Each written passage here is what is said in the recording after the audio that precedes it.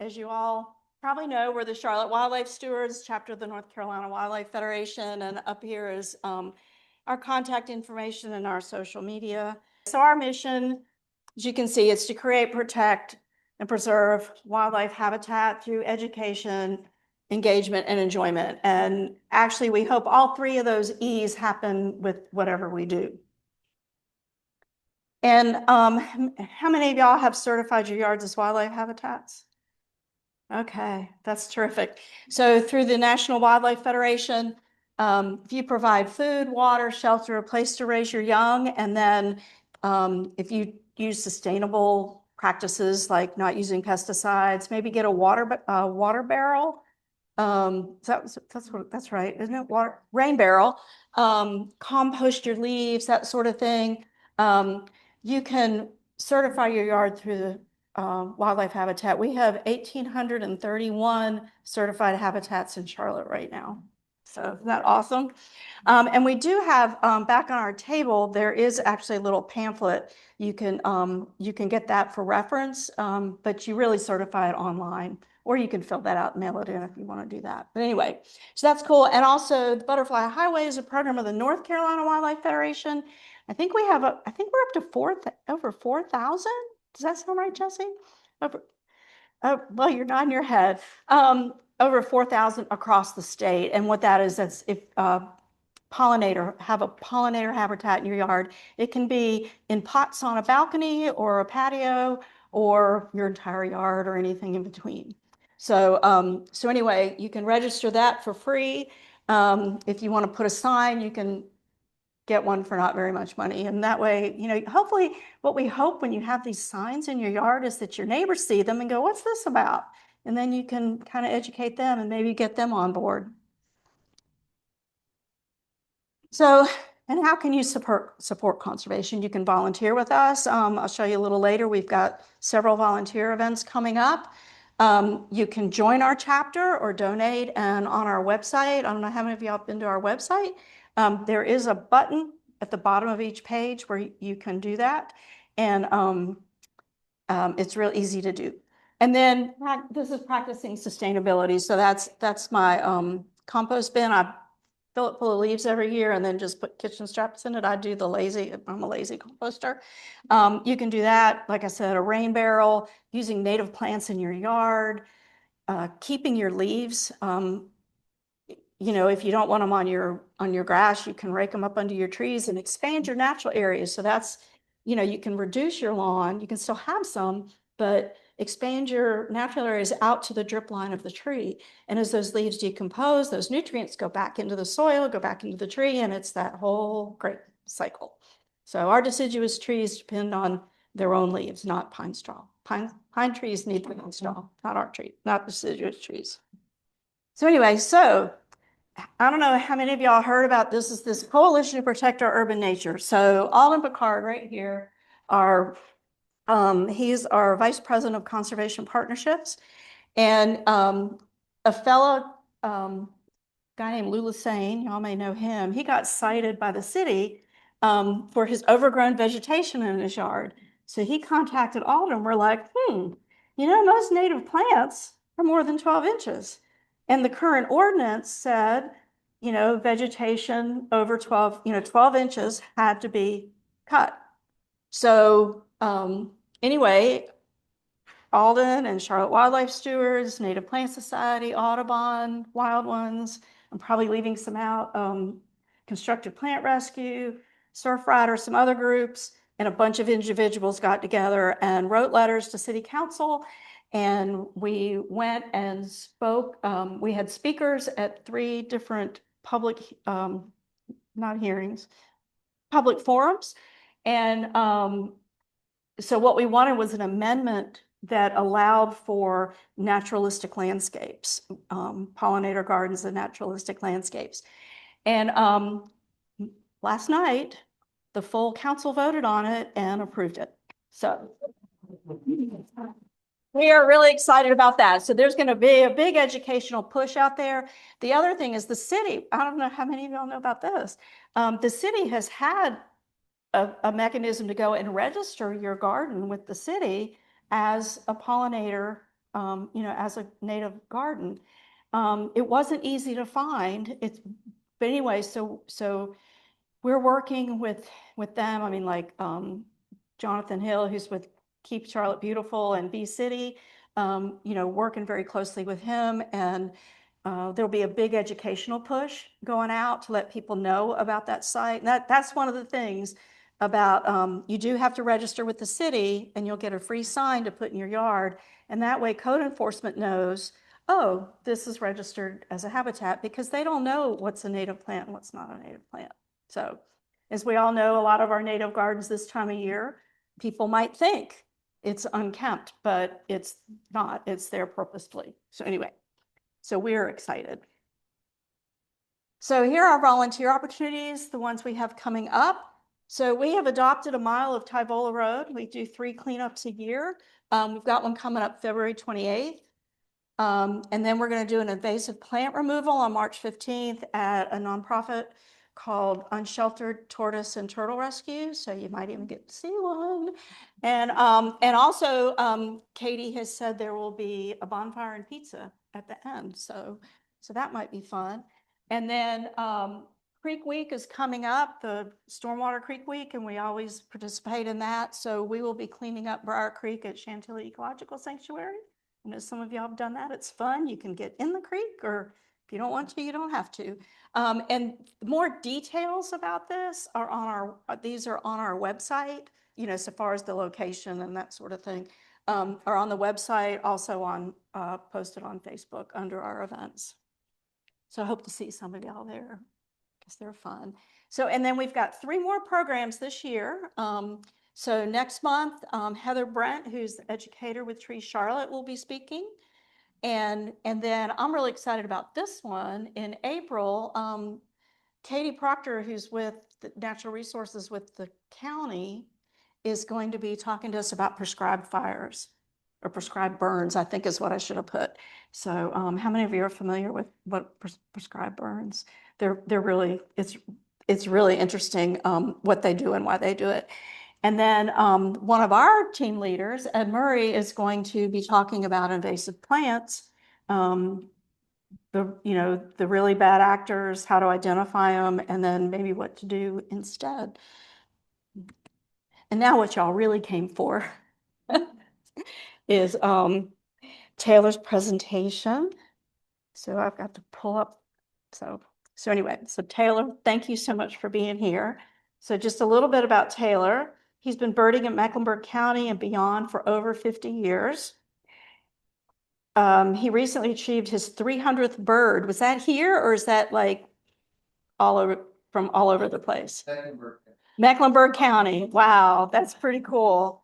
They're the 300th bird species. So we have a lot more birds than cardinals and bluebirds.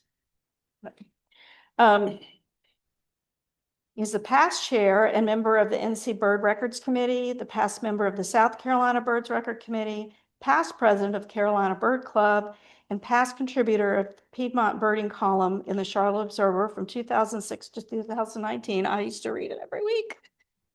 I hated when they stopped all those interesting things.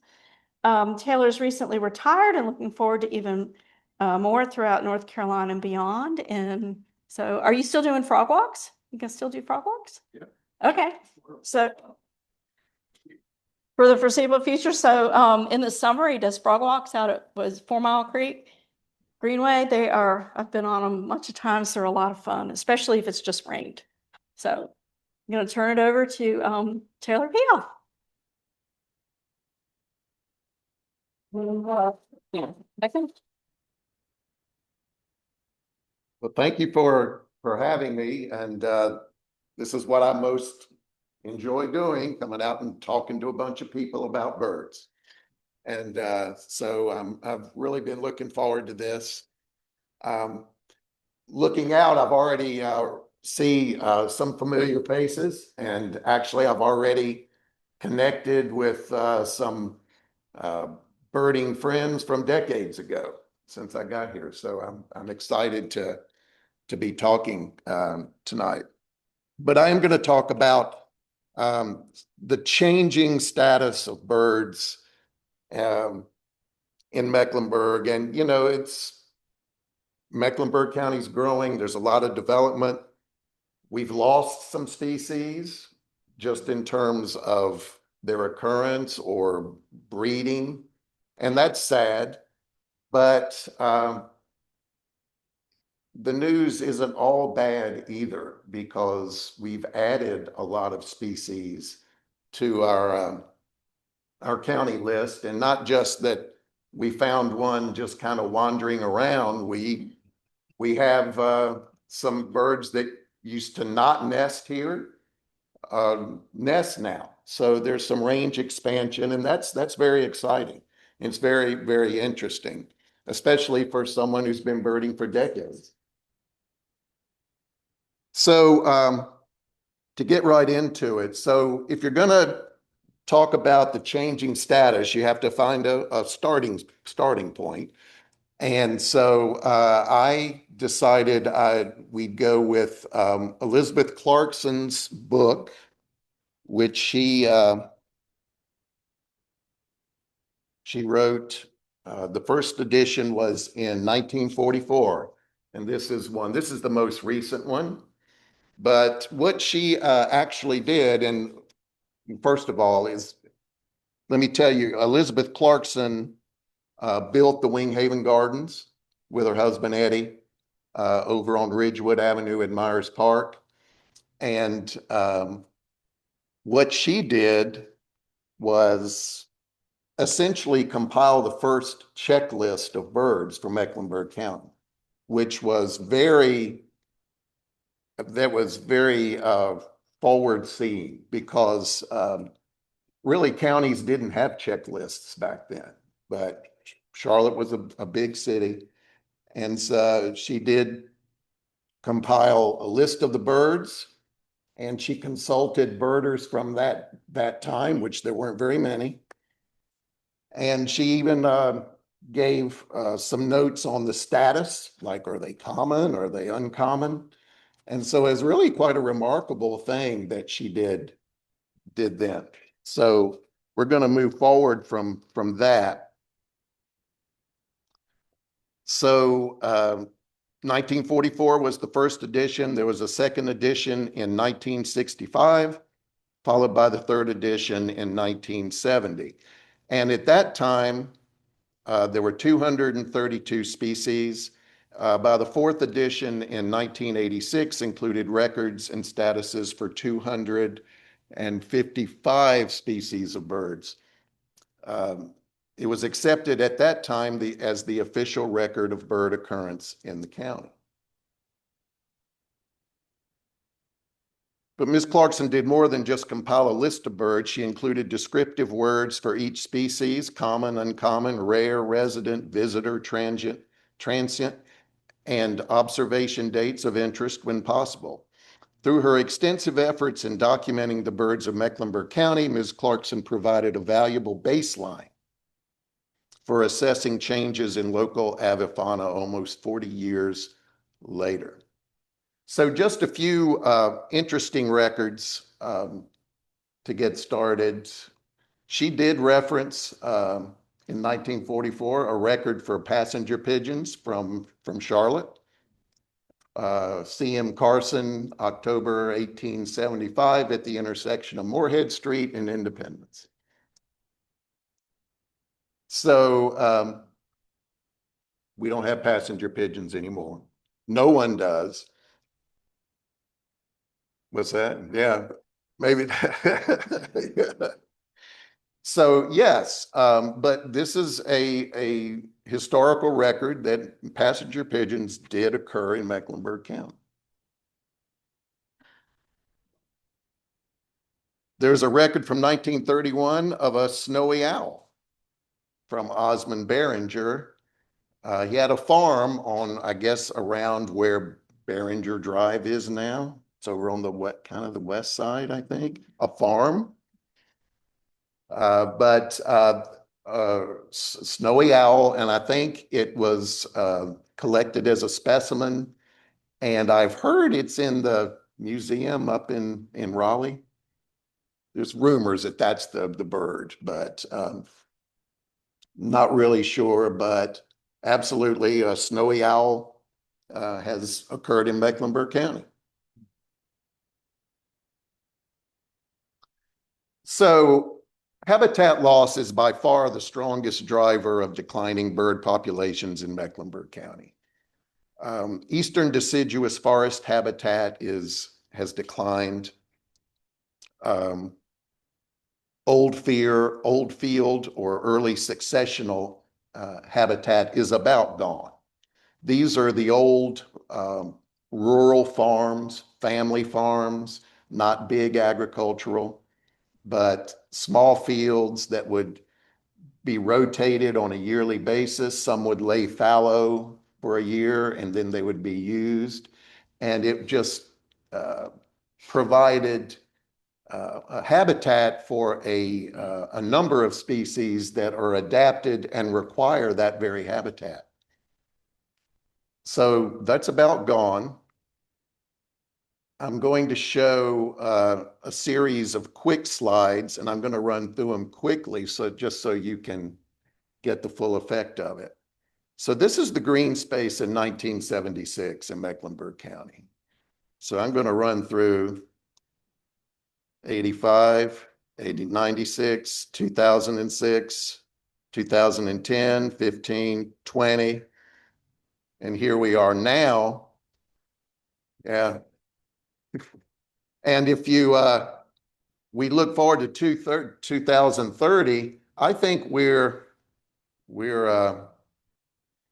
I don't know how you would say, we're way ahead of that in getting rid of the green space.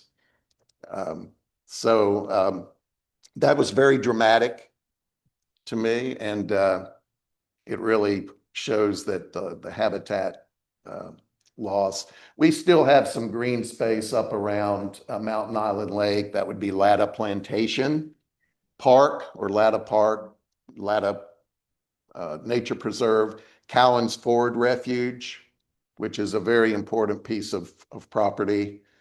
I think this might be the Rivergate district that's being developed now. And then we have some areas up around Davidson. There's McDowell at the bottom, right? Mm-hmm. So yeah, it's very dramatic, very telling. You can see how that would put stress on not just birds, but any of our natural resources. So a few birds of interest. The second edition in 1965 lists the Bachman sparrow as uncommon summer resident. The third edition, 1970, downgrades the status to the former uncommon summer resident. By 1986, her comment was no recent records. So this species, you can find it in appropriate habitat in the eastern part of the state or around the sandhills. This bird is a sandhills species, and it depends on fire. So I heard there's going to be a talk on fire coming up, and I'm sure that'll be talked about. But it's very interesting to me. I was very surprised that Bachman sparrow used to be an uncommon summer resident here. So there used to be some habitat. It was probably marginal habitat for them, but there was enough of it that they could have a sustained breeding population here. Somehow that all disappeared, and the bird, sometime before 1970, we lost it as a breeding bird in the county. And it's not a migrant, really. It's a permanent type resident. So I've never seen one in the county, and I don't know anyone who has. It's been gone that long. And this is another similar one. The second edition, 1965, references the breeding of Henslow's sparrow in 1948. The fourth edition, 1986, lists status as former summer resident. This, an even more specialized species, required short grass, wet meadows. So you had to have the short grass, you had to have the dampness, and you had to have the vegetation that is adapted for wet meadows. Those are gone. Those are gone now. I don't know of any appropriate habitat in Mecklenburg County now that I think a self-respecting Henslow sparrow would try to settle down. But that's kind of sad. Um, cute little bird. You can still see it down east. A lot of people go down to if you've ever been way down east and there's the Voice of America sites, that's the habitat that they breed in. So here's an interesting one. King rail, 1986. It was formerly an uncommon resident through the 1950s. No recent breeding records. Requires extensive freshwater marshes. And in 2026, my comment is there's no recent records for this bird. I've never seen one in Mecklenburg County. I don't know anyone who has. We do have some large marshes, relatively large, that might attract one in migration. But, and we've always hoped that maybe a pair would try to breed, but not for decades. And like I said, I don't know anyone who claims to have seen one in Mecklenburg either. So these are birds that, used to breed here that are gone pretty much. So here's the northern bobwhite. If you're my age, a little older, maybe a little younger, you probably have, growing up, heard this bird. It was part of a very common part of the avifauna, and they're very vocal, and everyone knew what a bobwhite was and could whistle. In 1986, it was common. You could hear it around East Charlotte, South Charlotte, even around the edges of the city in some habitat.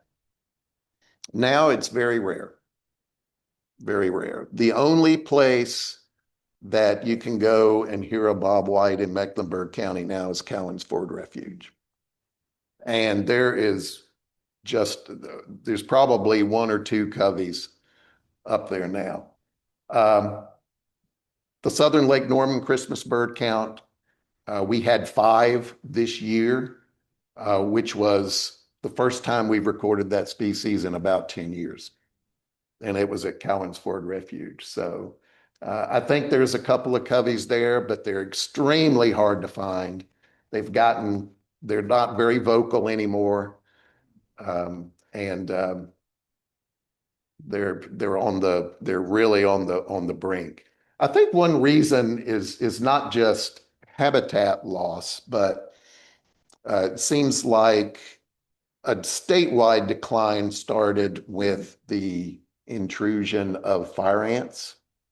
These are ground nesting birds. And then to add to that stress, coyotes are a relatively new addition to our fauna here. So you just pile up some stresses on these birds, and something has to give. But we still have it, so that's good. American barn owl. This is my favorite picture of a bird, of any bird that was taken in Mecklenburg County. This was taken by Jeff Lemons, and this was up at a farm in Huntersville in a silo. So in 1986, it was uncommon and formerly common.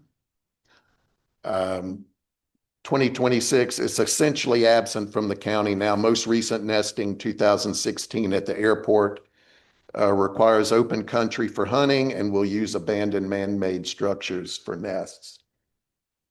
So years ago, when I started birding in the county, we would go out to Carowinds and get the barn owls on the Christmas count. And they were nesting in the Palladium. Do you remember the Palladium where they had concerts and all? They were in the rafters of the Palladium, and the Raptor Center actually went out and put a barn owl box up in the rafters of the Palladium that the birds used. It's kind of I think it's a little bit of a humorous story. The farm that these owls were found, I was scouting for the Christmas count up in Lake Norman. I talked to a landowner, and there was big abandoned house on his property, and I was just talking with him, and I got permission to count birds there. And I said, "Do you ever get owls in this house over there?" And he goes, "No, never seen owls there. But the owls are right here in this silo." I was standing right next to the silo. And I said, "Well, can I take a look?" And there was a pair of owls, barn owls there. So, but so there may be some up around the airport still, but that'd probably be the only place. They require open country, and it is getting mowed down. This farm that it's the Cook farm. Um, it's one little piece of farm, and it's surrounded by development now. So the owls don't have enough room if they even tried to come back. This is sad for me. Loggerhead shrike. In 1986, it was an uncommon permanent resident. Requires old farm habitat. In 2025, essentially absent as a resident. In 2002, 10 shrikes were tallied on the Southern Lake Norman Christmas bird count. By 2015, one bird was tallied and no birds since then. Now, we still will get one in migration through the county, but nesting hasn't been recorded in a couple of decades. So what do you know about shrikes? They're a very interesting songbird. They have to have the old farm habitat where there's a lot of, where there was a barbed wire or some thorny trees. And they're a predatory songbird. This is a bird about the size of a cardinal. It captures and can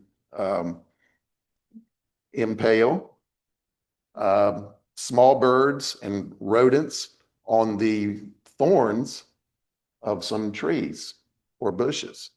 Because it doesn't have talons, it just got regular little cardinal bird feet. But it can carry it in its bill, and it doesn't show it really well. It has a sturdy bill with a little hook on it, like a little hawk.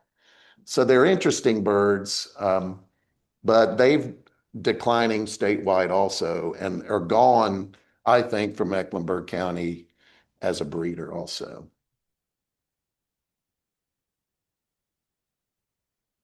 Again, so if you're my age, a little older, maybe a little younger, you might know what the sound of a whippoorwill.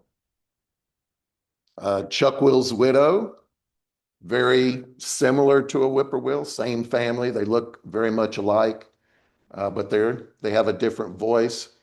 And then the common nighthawk. These are all they're goat suckers is the name of the family, but they all look very similar. Ground nesters.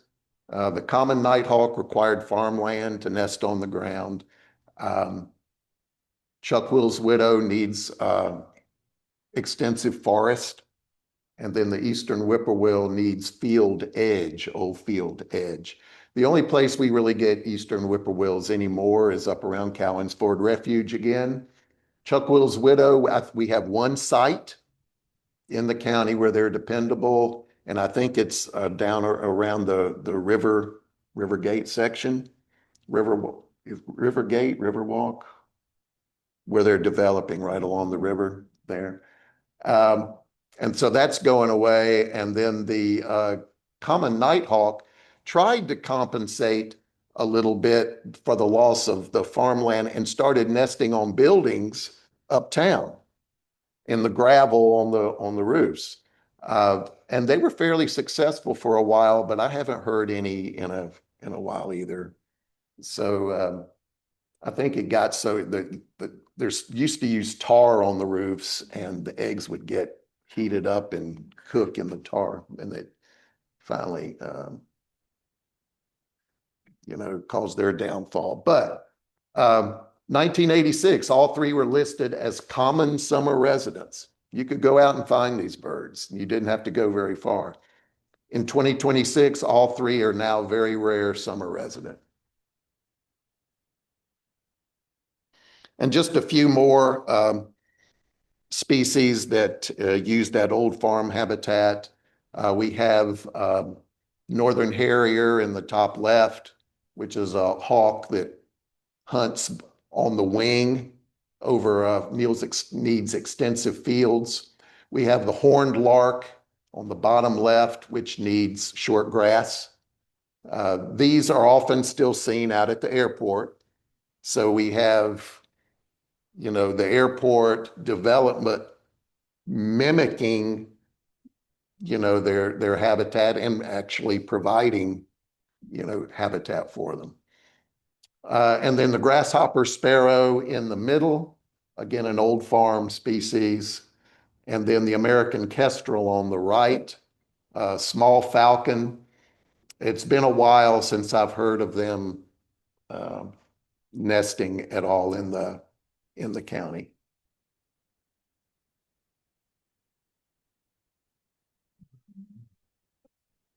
So wild turkeys, in 1986, they were very rare.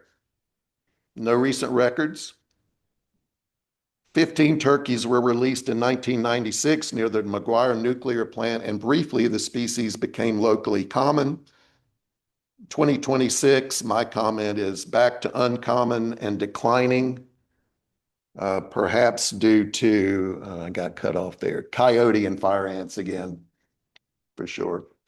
They're not hunted very extensively in the county. There's a season for them, but I don't know anyone that really hunts turkeys in the county. So, but you can still see them up around the Cowens Ford area, Latta Preserve. Eastern screech owl. In 1986, it was a common permanent resident. In 2026, my comment is it's very uncommon permanent resident. In the 80s, I was working for a tree company in Myers Park, and it was not uncommon for our tree crews to bring in families of screech owls that they found right in Myers Park. No more. I haven't heard or seen a screech owl probably in 15 years, other than up around Davidson or Cowens Ford Refuge. These birds are, they are very hard to find anywhere outside of those areas, if they even exist anymore. I think, this is my belief, that roadkill has been a major contributor to its decline. Also, they hunt low, and they would sit on the side of the road. And when they get dialed in to prey, they just zero in. And if a car is coming or a vehicle, they don't pay it any attention. And I used to see a lot or a number of road-killed screech owls, and I don't see any anymore. So that's a bad thing. So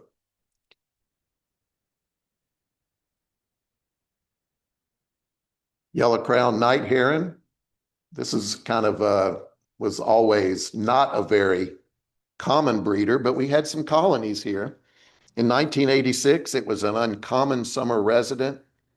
In 2026, it's very rare, on the brink of disappearing as a breeder. One bird returned to a nest site in 2025, I believe. The mate did not come with it. So that bird eventually disappeared, I believe. But this photo, I think, was taken on Perrin Place over in the middle of Myers Park. That's where the colony was. There was a grove of pine trees right over the road, and could be 3 or 4 nests.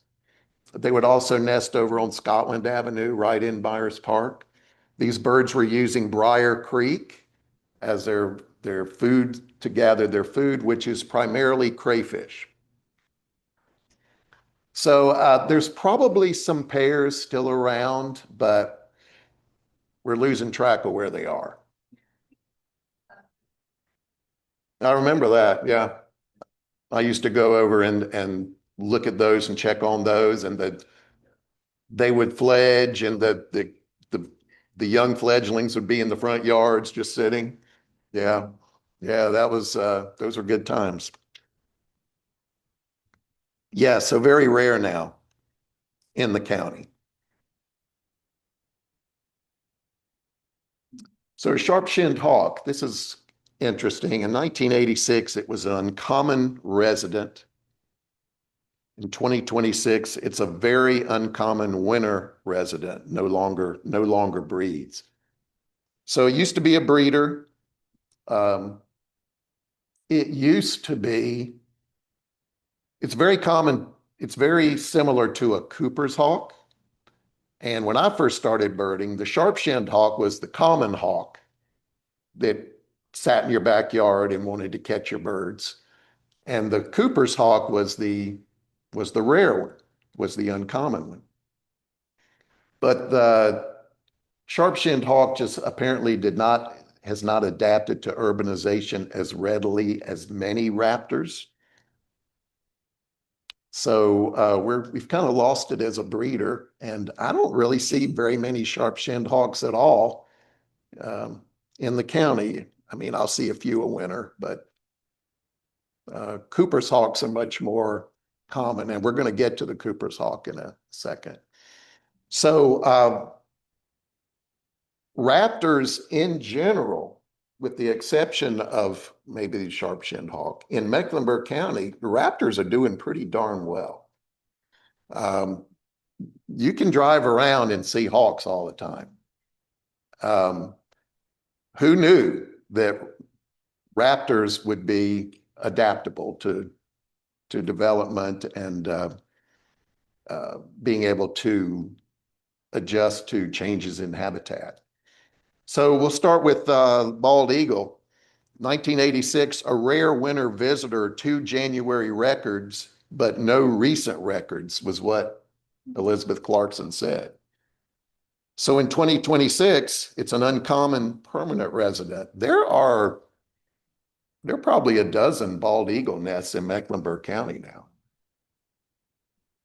now. You can see, they just appear in all sections of the county. Now you can randomly look in the sky, if something big's flying over you, and there's a chance it's a bald eagle. They nest. Apparently, the human activity for some pairs really doesn't impair their ability to successfully nest. There's a nest at Piper Glen Golf Course. They're still there. This photo, I took this through my scope with a phone, but this was from Carol Jackson's shop on Piper Glen Shops out her front door. We looked across to that property that they're getting ready to develop, and that was the bald eagle nest. And then we think that's the pair that then moved over to Piper Glen. This is one of the adults, and this is one of the chicks, actually, that was fledging that year. Finally, but I do not know where the nest is. And I never see two, so I don't know what it is. Yeah. But I see them just every day. Yeah. Fish. If you live on Lake Norman or Lake Wylie, they're really a common sight. And like I said, I've seen them in all sections of the county now. So the red-shouldered hawk, it's hard to believe, 1986 was an uncommon resident. 2026 now, I consider it a very common resident. When I first started birding, the red-tailed hawks were the common large hawk, and the red-shouldered hawk was uncommon. Now, it seems everyone's got a story of one that lives in their backyard. Yeah. And they've gotten you can walk along the greenways, and I lead bird walks on the greenways, and sometimes we walk right past these things, and they're because we're looking for hawks, and the hawk is 20 feet beside the greenway and just watching us. They've really gotten comfortable with people, with humans. So that's a good thing. That's a good thing. Out. They're- Red tails, yes, they're a larger. They require larger prey, I guess. Squirrels, rabbits, and they're more open country. They're more open country for sure. This is more of a woodland hawk and creeks.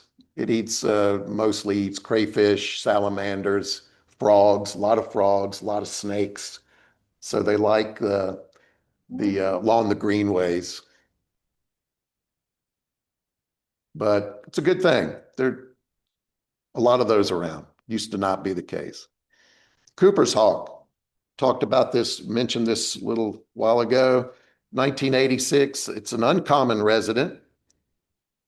Now, it's fairly common resident and increasing and adapting rapidly to urbanization. This has been amazing to me. I think 15 years ago, it was a big deal to find a Cooper's hawk nest. Now, the sharpshins are gone, or more uncommon. Cooper's hawks adapting very rapidly. They nest in Latta Park in Dilworth. I mean, who knew? Who knew? Always, when I first started, this was a wilderness type hawk that needed large woodlands to operate. So good for him. Merlin. So in 1986, only one county record from 1962. In 2026, now we have multiple records of Merlins every year. So this is a small falcon that is, as the American kestrel has maybe declined, the Merlin seems to be nationwide increasing. So it might be exploiting the space that the kestrels are leaving vacant. I don't know how all that would work or the dynamic there, but all I know is we had a Merlin in 1997 that spent the winter up at a farm in Huntersville, and it was a really big deal. And now we see several every winter.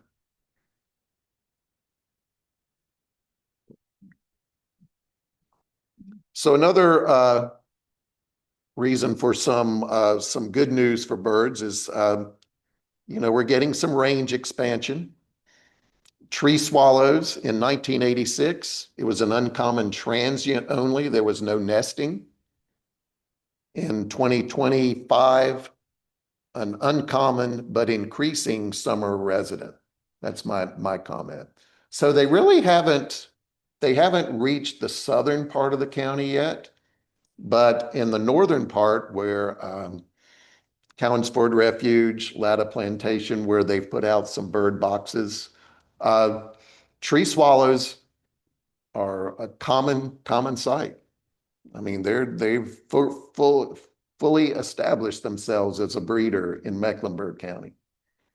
This is a swallow that uses bird boxes.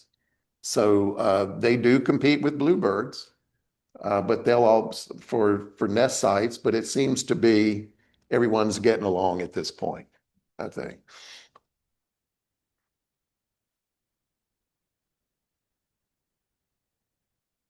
So the black and white warbler. In 1986, the comment was it was a common transient, formerly summer resident, no recent breeding records, is what Mrs. Clarkson said. So I'm not aware. There may be some that breed still in Mecklenburg. I haven't ever seen them breeding. I haven't looked real hard. But the thing about the black and white warbler is it has now become part of our winter bird life. And along the greenways, especially in the southern part of the county, you can expect to, if you're doing some birding and you walk in one of the greenways, 4 Mile Creek, McMullen Creek, Lower McAlpine, you can count on finding one or two. And that was not the case years ago. And we get them even up in the northern part of the county in December, at least, on the Christmas counts. Chile Nature Preserve. 25 degrees.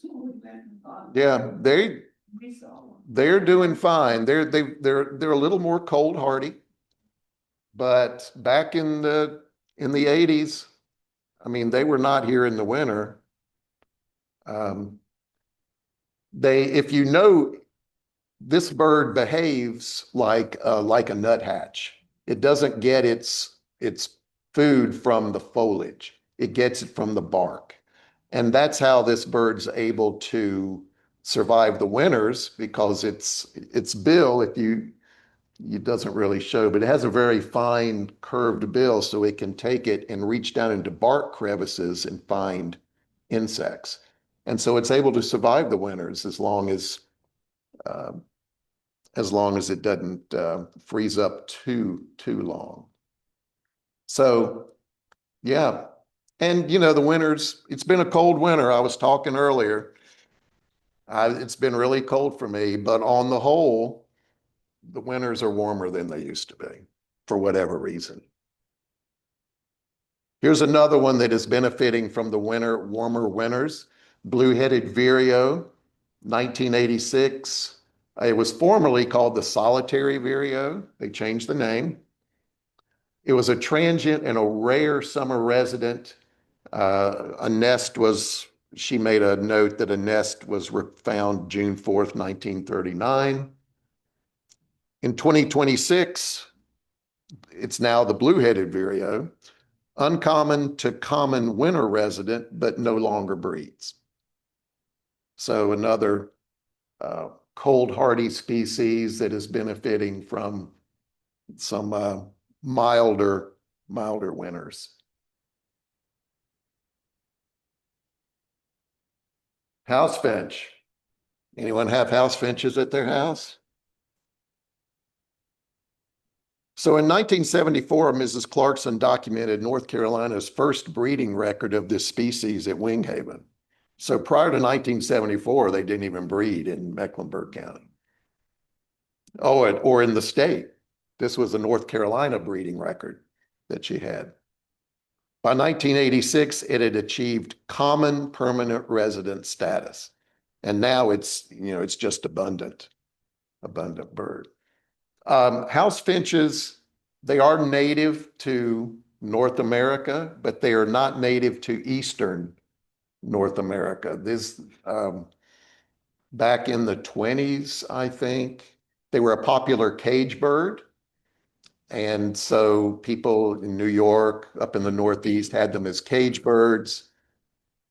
And I think the story is that it was illegal to have them, but people had them. It just wasn't enforced.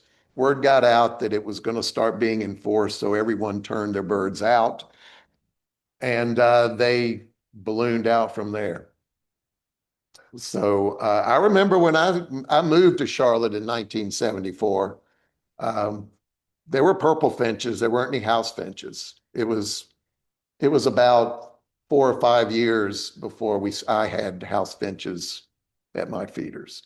So, they took off. So yeah, kind of by accident, they got added to our list, but they're a big part of our bird life now. Evening grosbeak, in 1986, it was an irregular winter resident. 2026, it's a very rare winter resident, no recent records. The last eruption was in winter 1995. So I had 40 at my feeders in 1995. I haven't seen one since. So eruption is, this is a winter finch. We have purple finches, pine siskins, and evening grosbeaks are the main winter finches that used to or come south in the winter. And it's based on the food supply up north in the boreal forests. That's where these birds nest. Pine siskins also and purple finches to some extent. So they don't come south every year. They come south during eruption years when the cone crop up north fails. So there is a winter finch forecast that comes out every fall, and everyone reads it with anticipation of what kind of rare birds might I get at my feed, or unusual birds might I get this year. This year, purple finches are around a good bit. I haven't heard of just a few single pine siskins. And if one of these guys ever showed up, it would be a big, big deal because there's a lot of people that have not seen an evening grosbeak in Mecklenburg County. But beautiful birds. I mean, these are, goldfinch is a little bird. This bird is twice as big as a goldfinch. It's spectacular. And we can always hope that some will come south again. But we don't get our hopes up too much. Okay, so by the fourth edition in 1986, 259 species had made it onto the Mecklenburg County list. So jumping ahead to 2026, the current Mecklenburg County checklist stands at about 332 species. So how did we add 74 species in that time? Well, we talk about range expansion again. We'll highlight the rufous hummingbird. In 1986, there were no county records of no winter records of any hummingbird. In 2026, it's now a rare winter resident, but rufous hummingbirds come into Mecklenburg County every winter. And back when I was writing for the Observer, I would write a column every fall telling people, let me know if you have a hummingbird at your feeder. And along about Thanksgiving, some years I would get as many as 12 calls, all within a couple of days. They all come at the same time and they camp out at a feeder. I've lost that connection now, but through Facebook and other, bird sites, we know that these birds are in Mecklenburg County every year, and probably several dozen. Really creepy good winter. Could be. I know they've had some out there. But this, and the interesting thing about these is this hummingbird breeds in Alaska and the West Coast and the Rocky Mountain West. So we have Western hummingbirds coming east or southeast to winter, and they're not lost. This is where they want to be. This is their destination because we've banded some and they come back the next year and it's the same bird.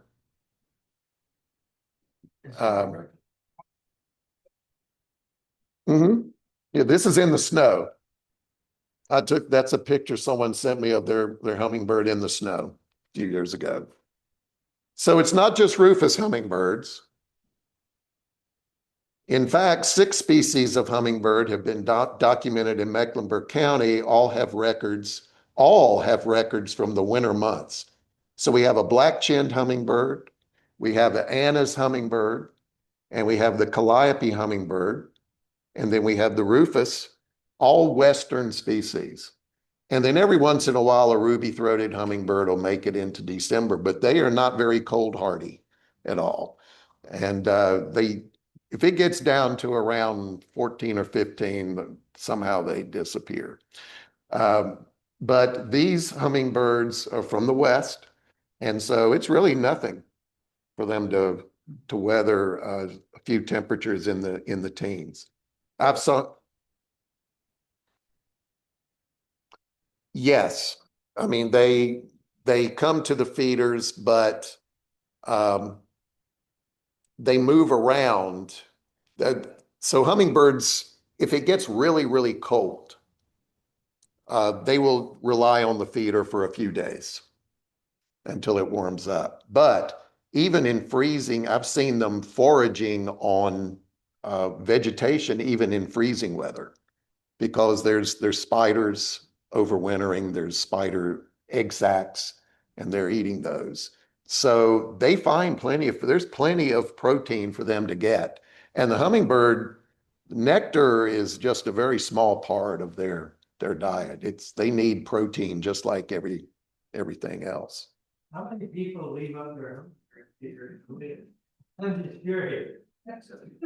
Well, we ask people, I suggest that people leave their feeders up. But it's because there's a decent chance you'll get a visitor. I've had one at my house. I've kept my feeder up for 40 years. I've had one time, but it was exciting. But some people have them a lot of years. They love any house that has some extensive landscaping with winter greenery and a water source. Bubbling water like a fountain or a lake or a creek nearby. That's prime winter hummingbird habitat, sure. So range expansion, common raven. In 1986, there were no county records. In 2026, it's a rare permanent resident, but we have several pairs of ravens that now nest in Mecklenburg County. They have moved out of the mountains and are using quarries in Mecklenburg County to mimic as their cliff habitat that they nest on.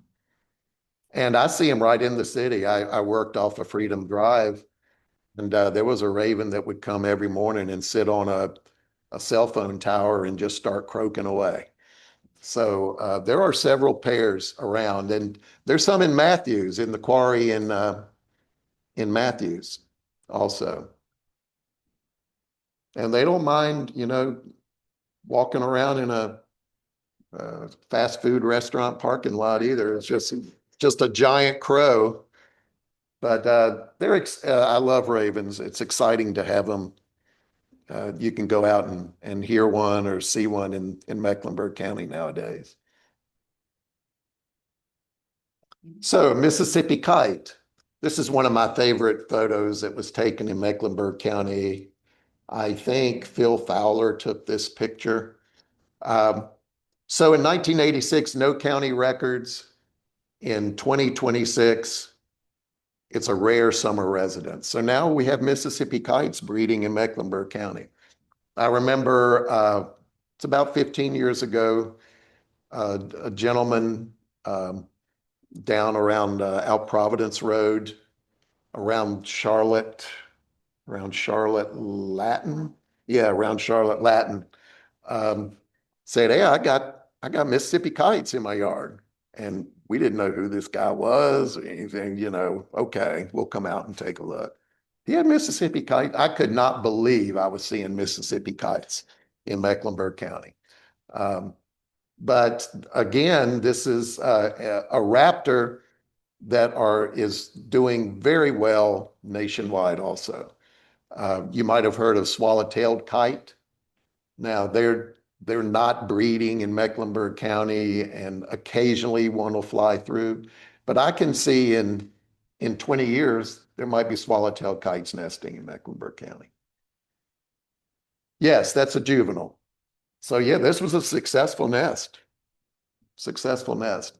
Yeah, I really like that picture. These birds eat dragonflies, and they catch them in the air. So yeah.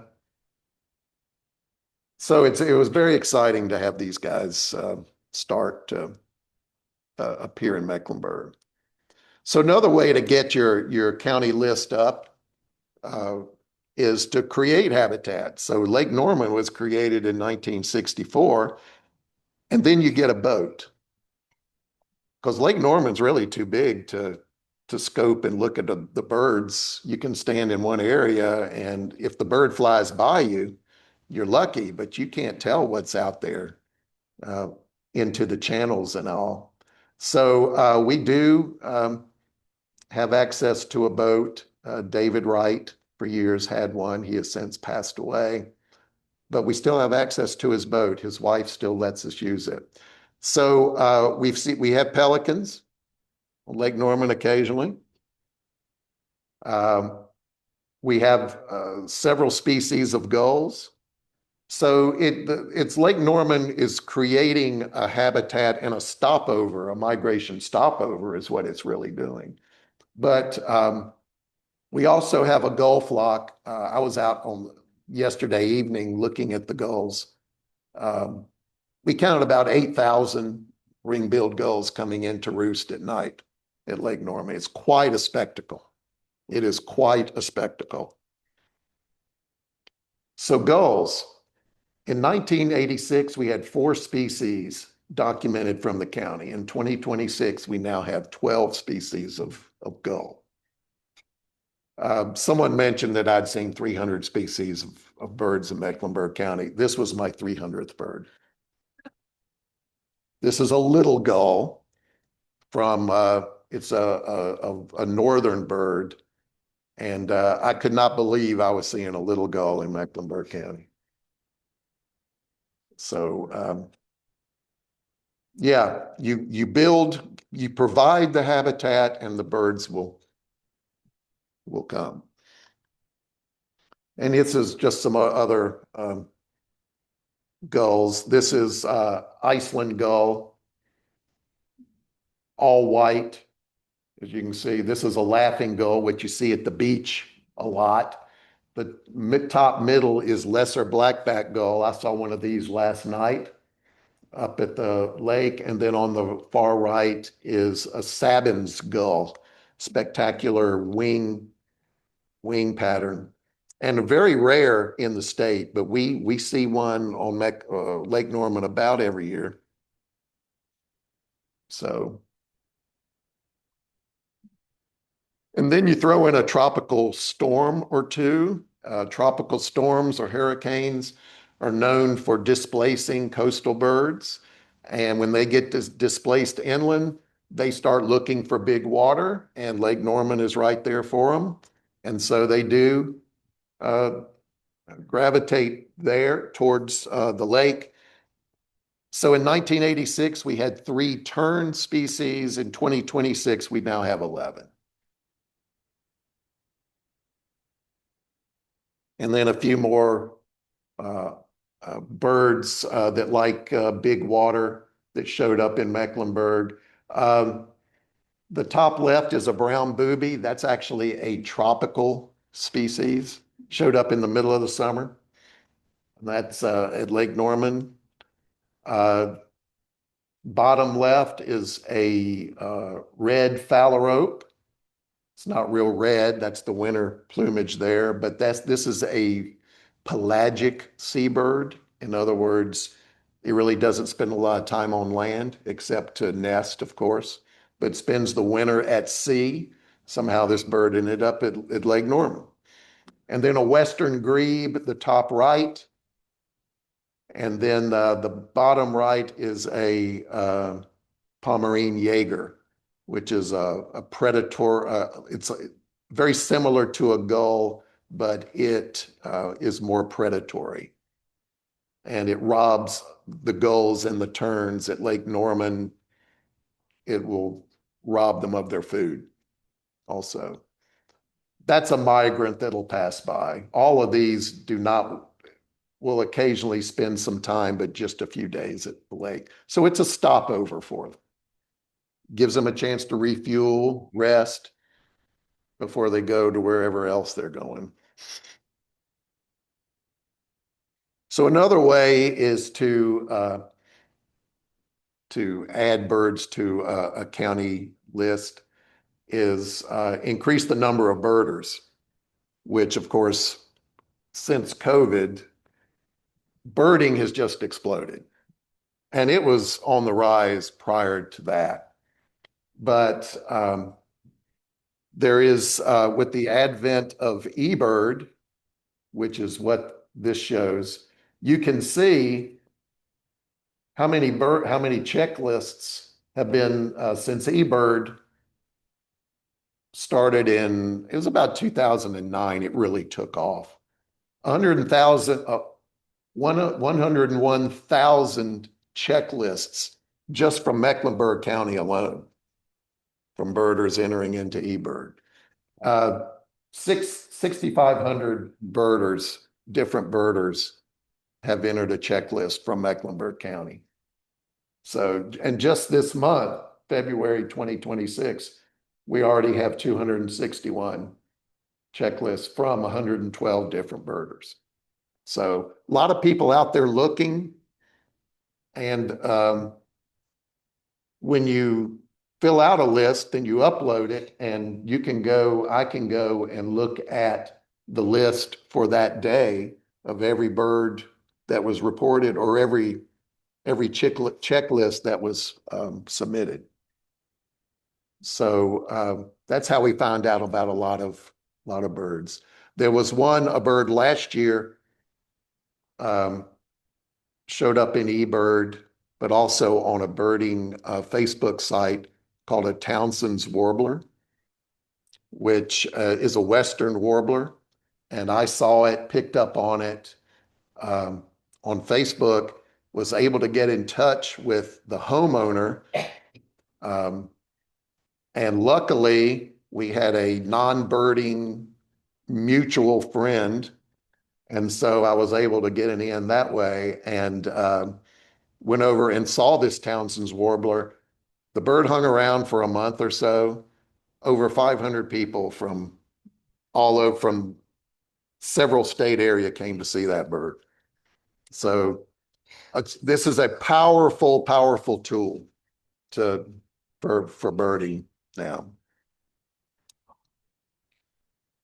So how has birding in Mecklenburg County changed since the 80s?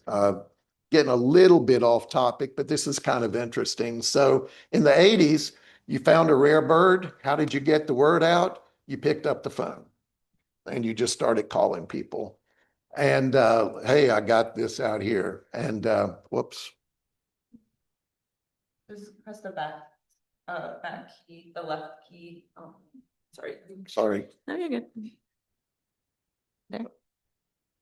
Okay, I want. Yeah, that. Okay, I think I want to. Yeah. So, and then someone had the great idea to establish a hotline, rare bird alerts, and you could call a number, and if it was out of your area, it was a long distance call, and you could get a weekly update on the birds that were being seen across the state. And so you could plan your weekend birding, where you're going to go. I handled that for a number of years. I took it over from David Wright. He started it, and the Carolina Bird Club sanctioned it. And then after David gave it up, we did this. I manned the hotline, and it was in the basement in Winghaven. And I had to go over every week and with a tape and, speak. I was down in the basement, recording, until I figured out I could do it remotely. But that's how the word used to get out. And now we have Mecklenburg RBA, which is a group me. I don't know a whole lot about that. I'm a member of it. Someone showed me how to join. But Mecklenburg RBA, it's reporting rare and notable birds. You can get an alert on your phone when a message comes through. Some people know Judy Walker. Here's one that she reported last year. Here's someone reporting a snow goose. We had crossbills last year. So everyone, got that word out. So, and then, whoops. Okay. See. I think you just have to. I think this is the last Oh, one. okay. Yeah, I think. And then one thing I'll plug also in 2011 and 2015, the Mecklenburg County Parks and Rec Natural Resources sponsored a breeding bird atlas. So it was a 4-year project. It was revolutionary. Most states would do a breeding bird atlas. We did it at the county level. And Don Seraph, spearheaded that. He was the coordinator of Mecklenburg County Natural Resources. And we went out and did a massive canvas of the breeding birds. So we found out what was breeding and we found out what wasn't breeding anymore. So a lot of my material came from that also.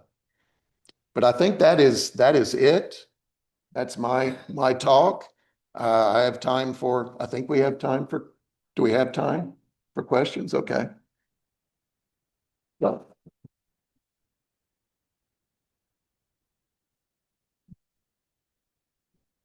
sure.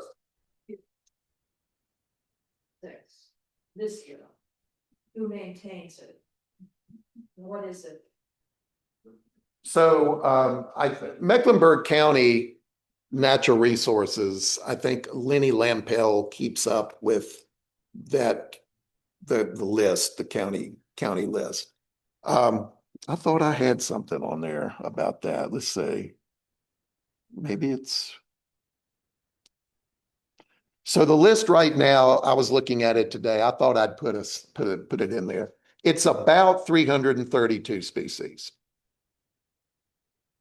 Yeah, I think that was it. So the last one, we just added Pacific loon last week or last month, which was a bird we've been looking for years.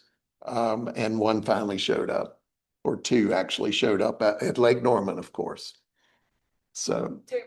Sorry to interrupt. When you take questions, could you repeat the question so we have it for the. Okay. Okay, thank you. Yeah. This isn't quite a question, but just something I thought you'd want to know. I saw a bobwhite in November of 2020 in Huntersville along the Torrance Creek Greenway. Okay, well, that's good. That's a good record. Thought you might want to know It's a that. great record. Just someone reporting a bobwhite from a few years ago, 2020, up in Huntersville. That's where a lot of the farms are, or were, still are. So yeah, I can, probably a wild bird. Some people raise bobwhite, but that would be an area I would expect a wild bird to be. So yeah, that's a good record. Yes. Sharks and shark and hawk didn't adapt to urbanization, even though they're so similar to the Cooper's hawk, and they went there. So I think that the question is, what was the dynamic that caused or kept a sharp-shinned hawk from adapting to urbanization instead of the Cooper's hawk, which was able to adapt? I haven't read anything about that. And it's just that the Cooper's hawk is an aggressive bird. And so it might have just, kind of crowded it out, so. Yes. This one is a question. How do you think that the proliferation of invasive species, particularly privets and emerald honeysuckle, have affected the composition of birds in the Mecklenburg County area? So the question is, how has the proliferation of invasive species affected the status of birds in Mecklenburg? Particular specialists that you think have really experienced the downturn because of any particular invasive species? And because I would suspect hummingbirds would be impacted because of the invasive honeysuckles, but I don't really know. So I have a theory on one species, but this theory is that invasive species actually benefited this bird. Elaborate. So there's a bird called Swainson's warbler, and they are rare breeders in Mecklenburg. They like low floodplain along where a lot of the greenways are, but they require a thick understory. So they used to not breed in Mecklenburg, but in that habitat, the privet, ligustrum and privet, that's what they like. So at 6 Mile Creek Greenway, years ago, some Swainson's warblers started bred. There was a lot of privet understory. The county went in and did some invasive control, cleared it out. Swainson's warblers left. Do you think there are any native plants that could potentially fill that niche, that if they were introduced after the removal? So the Swainson's warbler, that particular warbler, likes a river cane. I'm just trying to remember the Latin, but river cane, that bird likes it, and other, just any native understory, thick understory. Privet, a lot of it grows along our creeks. We can get that out and then, Replace it with and cane? then put, plant river Yeah. cane along. Mhm. the edge. And to finish the story, the privet started coming back and the Swainson's warblers came back. That's when it was like, ding, maybe. So it's not they don't use the privet, but it gives them, they feed on a lot of spiders and things. And so they were able, they feed at this level. And so it gave a substrate for their prey to get on, and then they could forage.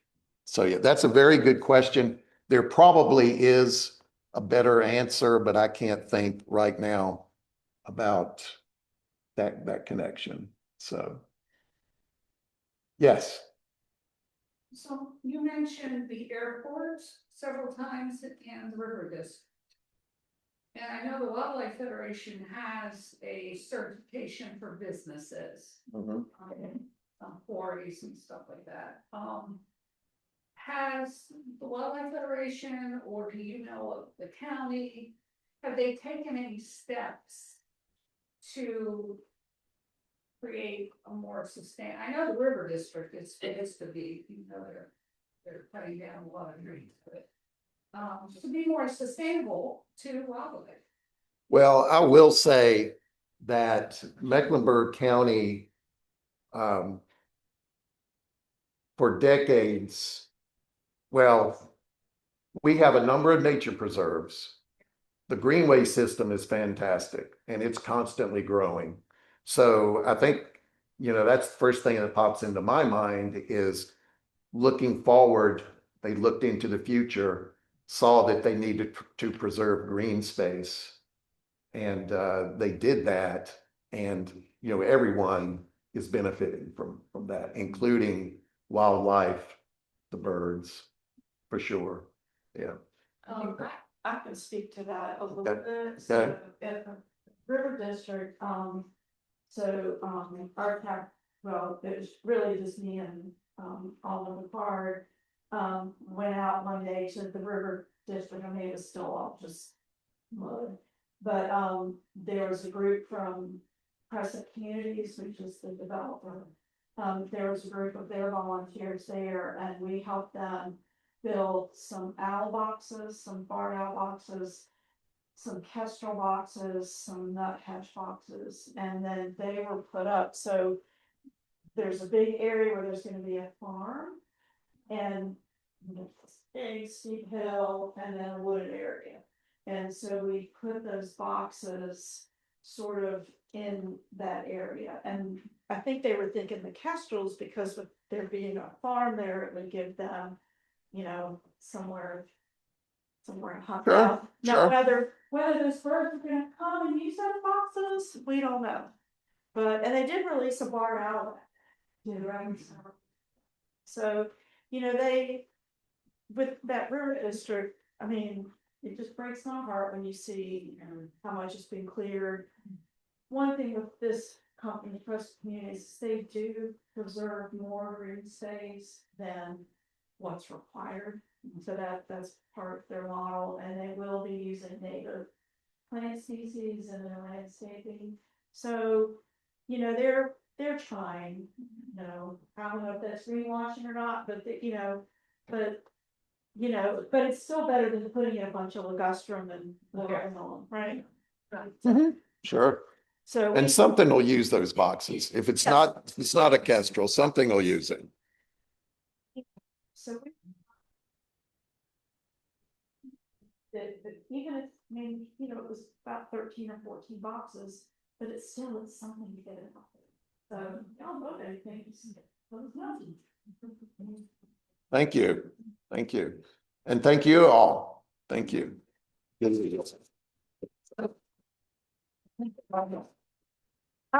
don't anybody leave yet, we have our raffle. Thank you.